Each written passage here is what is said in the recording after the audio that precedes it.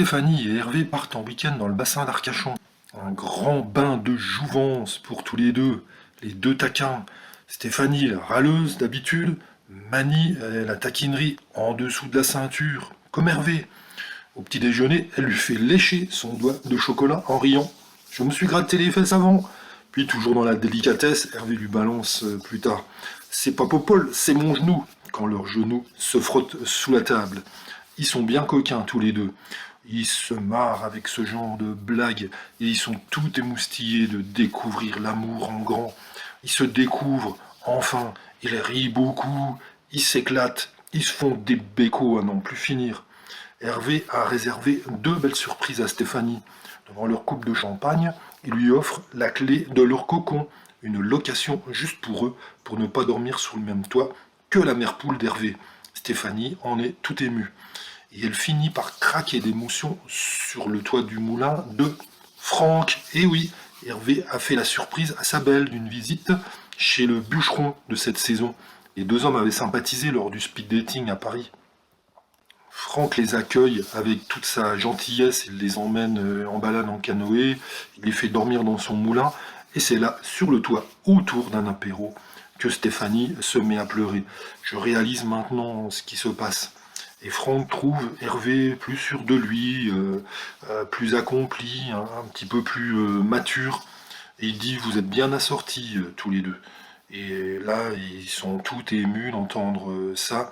Et Hervé confie, je n'aurais jamais cru rendre une femme heureuse aussi vite. Je suis vraiment comblé de bonheur. Autre bonne surprise de la soirée, c'est Nathalie, toujours en rose, qui, enfin, ouvre son cœur à Stéphane, l'ambulancier.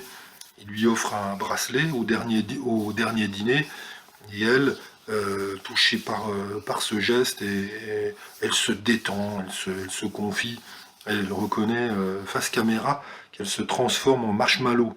Et là, on entend les bisous hors caméra, et le départ après promet vraiment de belles retrouvailles.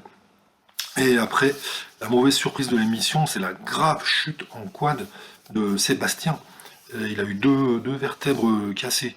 Sa promise, Karine, ne l'a pas lâché. Et bien au contraire, hein, ça c'est la belle surprise. Elle est vraiment au petit soin pour lui. Et Sébastien, avec son corset, il a du mal à se déplacer. Mais il dit, elle n'a pas hésité une seconde.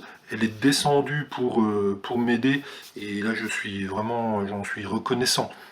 Et Karine fait la cuisine, elle l'aide à mettre ses chaussures, elle monte dans la benne agricole. Enfin, l'accident les a vraiment rapprochés, soudés. Comme quoi, on dit c'est un mal pour un bien. Ben, je crois que là, ça s'applique vraiment aux circonstances. Et du coup, Karine, elle envisage de chercher du travail en Ardèche. Et les histoires d'amour, on dit, finissent mal en général, mais là, elles finissent bien, hein, d'une belle manière. Même Valentin, un colosse timide, murmure un je t'aime dans l'herbe à l'oreille de Charlet. L'amour s'est bien installé dans le pré.